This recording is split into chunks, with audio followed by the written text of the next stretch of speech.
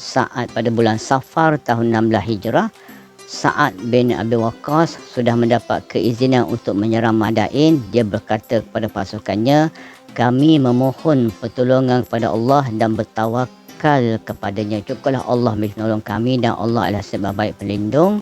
Tidak ada daya dan upaya kecuali dari Allah. Itulah pasukan umat Islam sentiasa meletakkan Allah di hadapan dan bukan makhluk di hadapan. Tak saat pasukan muslimin mendekati Madain, orang-orang Parsi telah pun menyingkirkan perahu mereka, maknanya telah potong-potong perahu, hanyutkan perahu dari sungai dan membakar jambatan-jambatan yang menghubungkan kedua sisi lah. Ini strategi untuk supaya kaum muslimin tak nak masuk. Tapi kaum muslimin berhasil memperolehi kapal-kapal lain dari penduduk sempat untuk menyeberang ke kota. Ketika kota Madain melihat keadaan kaum muslimin, mereka bergegas melarikan diri. Takutnya mereka dengan kehebatan tentera Islam. Namun ada yang juga yang bertahan bersama pasukan penjaga kota sehingga terjadi pertempuran sengit antara kedua belah pihak. Akan tetapi pertempuran itu tidak bertahan lama. Pasukan Parsi akhirnya menyerah kalah setelah dikepung oleh pasukan muslimin sehingga selesailah penaklukan ibu kota Parsi.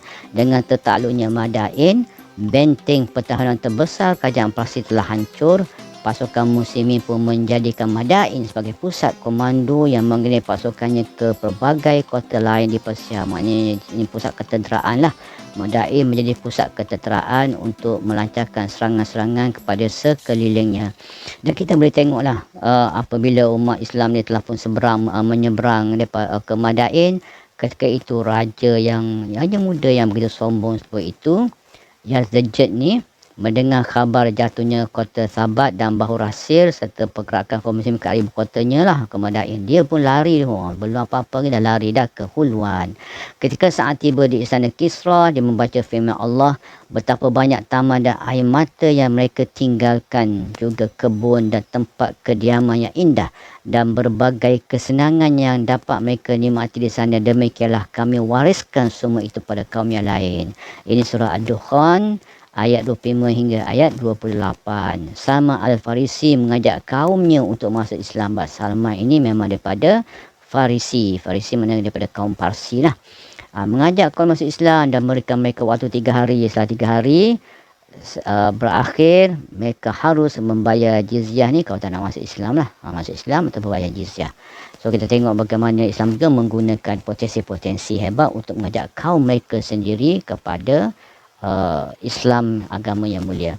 Ketika saat tiba di istana Kisra, dia membaca surah Ad-Dukhan seperti yang kita baca tadi, dan setelah itu dia memberikan surah Al-Fath, itu solat tanda kemenangan tanpa berjemaah, 8 rakaat sekaligus dengan satu salam. Istana Kisra kemudian jadikan masjid. Dalam istana itu terdapat patung orang dan kuda, tapi saat tidak ada masalah dengan itu. Patung itu dibiarkan saja. Mereka berkata pada hari saat masuk istana Kisra, dia menunjukkan solat kerana dia niat menetap di sana. Antara Jumaat pertama dikerjakan oleh jemaah di Iraq ialah pada bulan Safar tahun 16 Hijrah.